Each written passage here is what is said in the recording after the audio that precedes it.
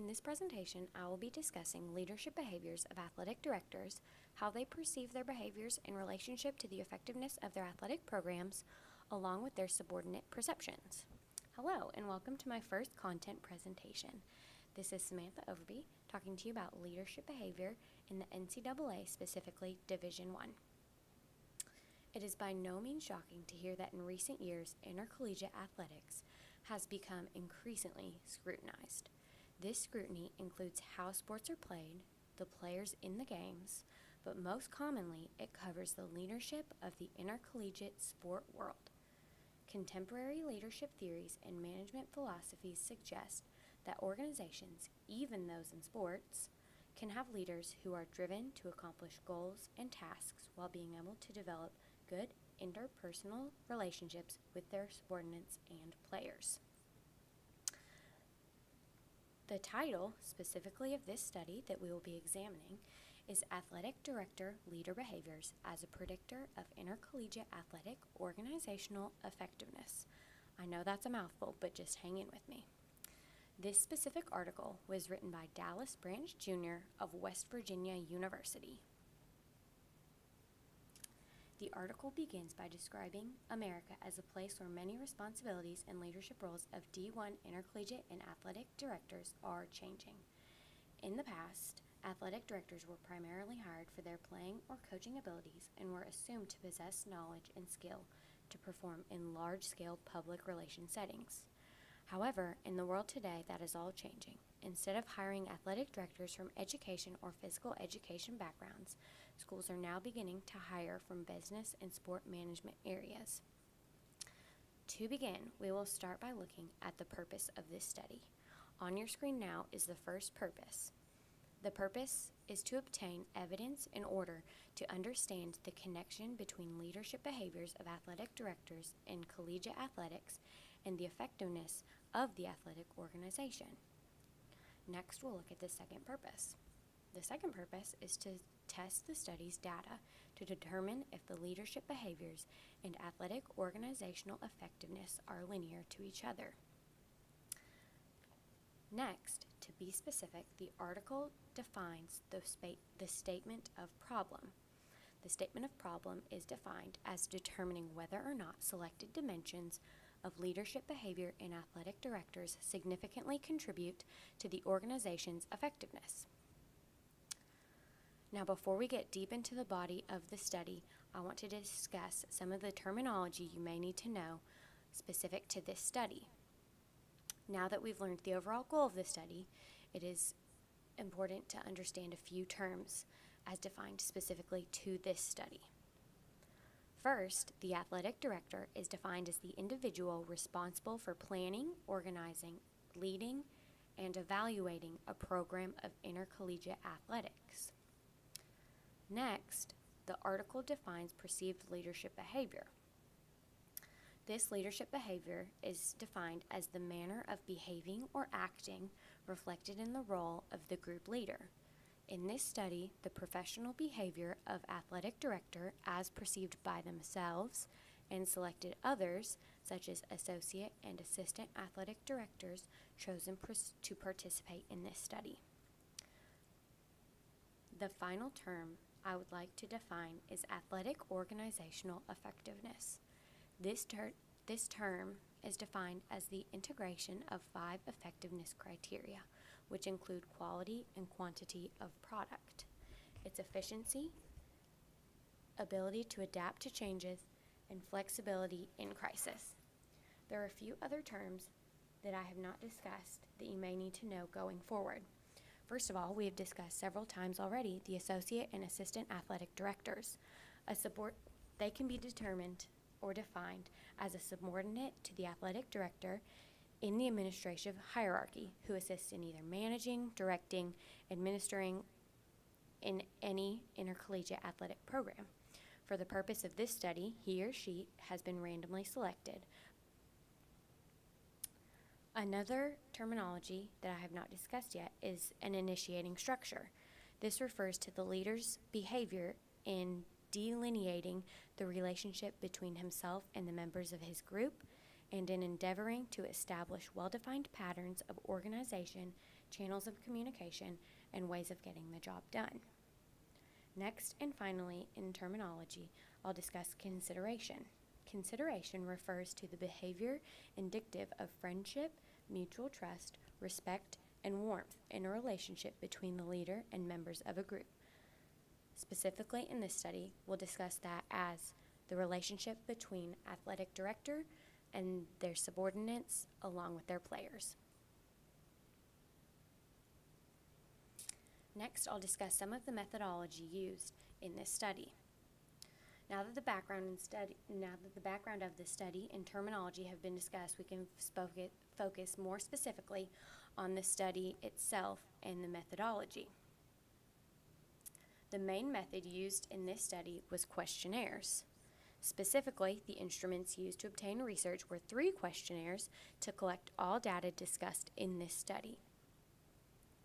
The first questionnaire used was derived from the Perceived Athletic Organizational Effectiveness Index and was adapted from its original version that focused on educational settings to now focus on athletic organizations for this study specifically. To give credit where credit is due, the original instrument was designed by Mott in 1972. This questionnaire contained 8 questions pertaining to the effectiveness of an athletic organization as perceived by the athletic directors themselves. The design of this questionnaire was a Likert scale that allowed responses to range from 1 to 5. The second and third questionnaires were derived from versions of the LBDQ Form 12 and were mailed to both athletic directors and selected associate or assistant athletic directors. These questionnaires consisted of 100 questions each and represented 12 dimensions of leadership behaviors. Participants, which included both athletic directors and associate or assistant athletic directors, selected answers from a list of 5 letters which corresponded to a range of numbers. For example, A corresponded to 5, B corresponded to 4, C corresponded to 3, and so on. The range of scores on each dimension were between 10 and 50 in questionnaires 2 and 3.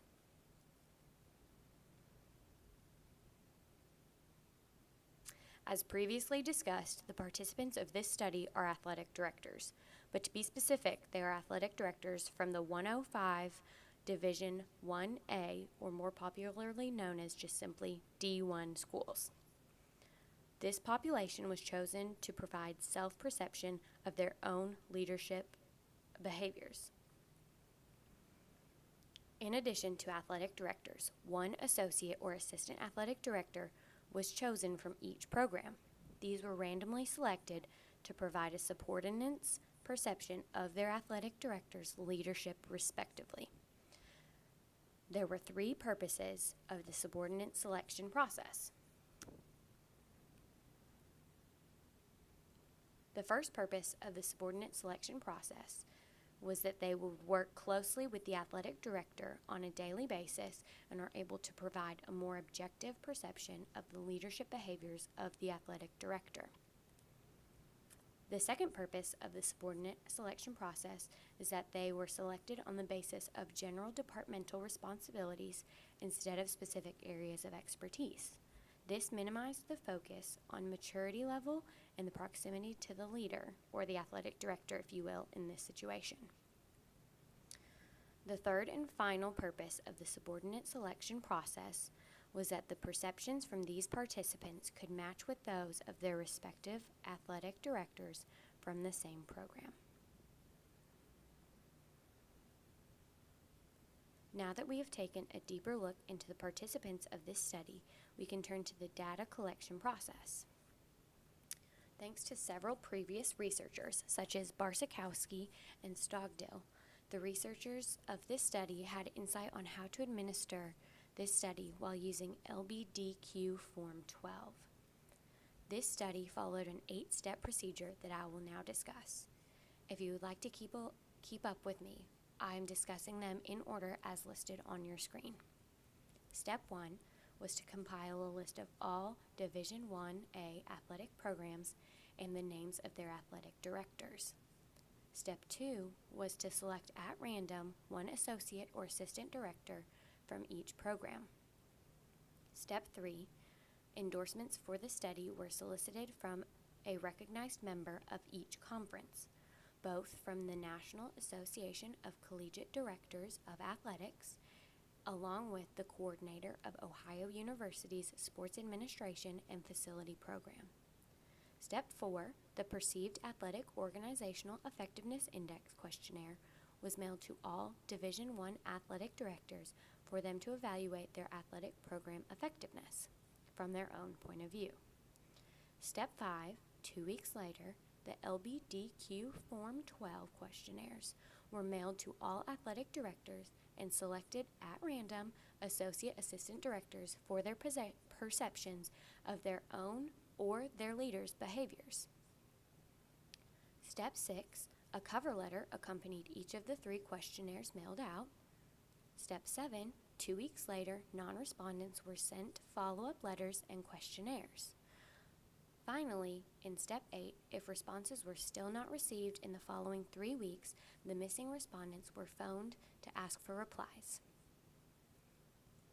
At the end of all 8 steps, 88 of the 105 effectiveness questionnaires distributed had been returned with a rate of 84% returned.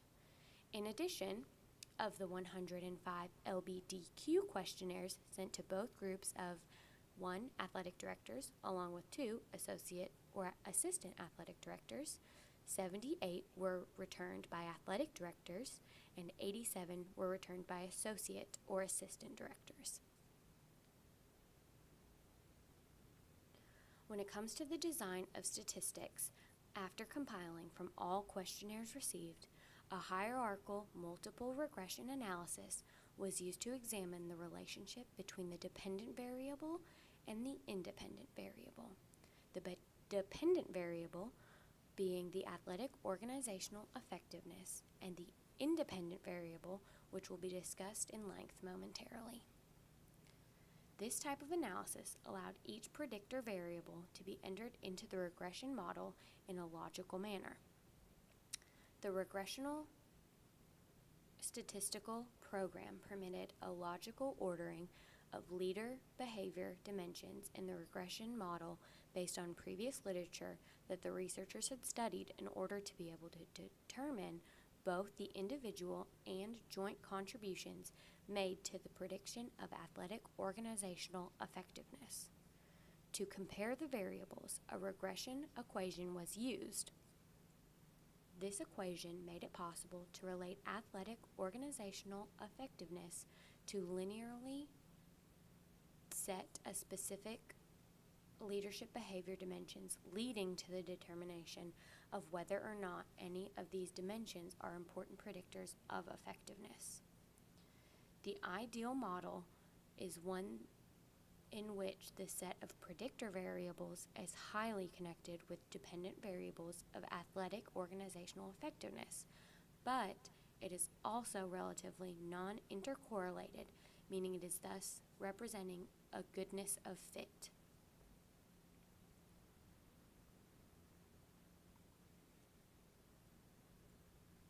As you can see, there were 4 predictors of athletic organizational effectiveness. I will discuss these predictors in order from highest to lowest effect, which is how you should see them on your screen as well. Starting from the top, initiating structure as perceived by athletic directors themselves was rated highest among the 4 predictors. The next highest rating was for consideration as perceived by athletic directors themselves.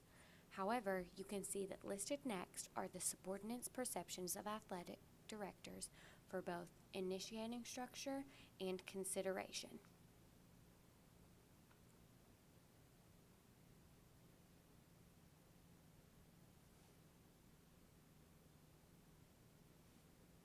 This indicates that athletic directors perceived their behavior more favorably than their subordinates did. In addition to the previous 4 variables that we looked at, a correlation matrix was used to examine an additional 2 variables. These variables are the product of consideration as predicted and perceived by the athletic directors, and the second variable perceived by subordinates.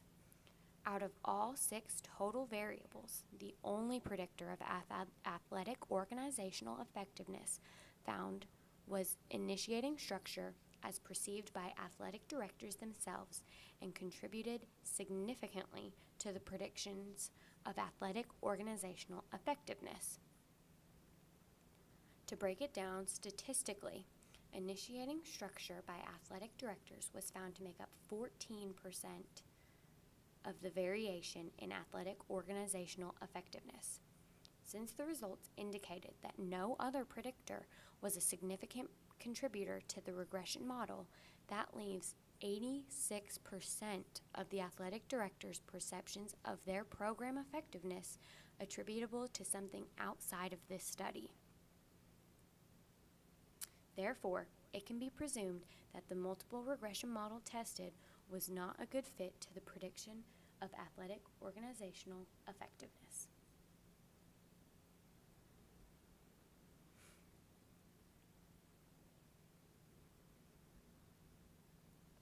The findings and results from this study represent an insight only to D1 athletics.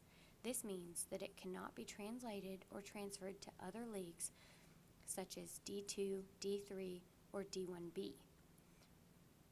Along with other leagues, it cannot be transferred to other divisions or populations of athletes, such as high school or professional.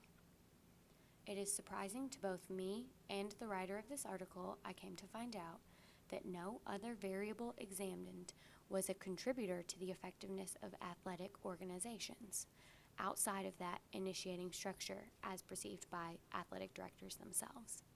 However, it is not shocking to see that subordinates' perceptions of their athletic directors were not as significant contributors to effectiveness as the perceptions that the directors had of themselves.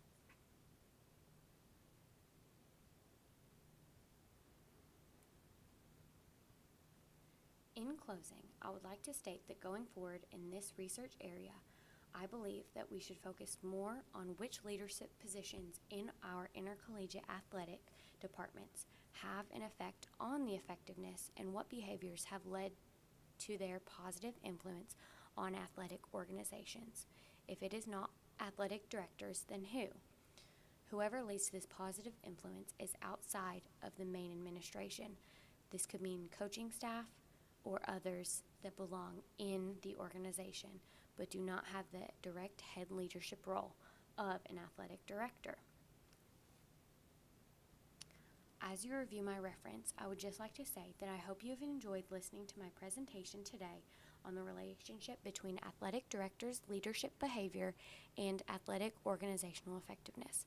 I hope you have learned just as much as I did while reviewing this article, and if you have any further questions, please do not hesitate to let me know. I'm available all the time by email and cell phone, so give me a call. Thank you so much for your time, and I hope you have a great rest of your day.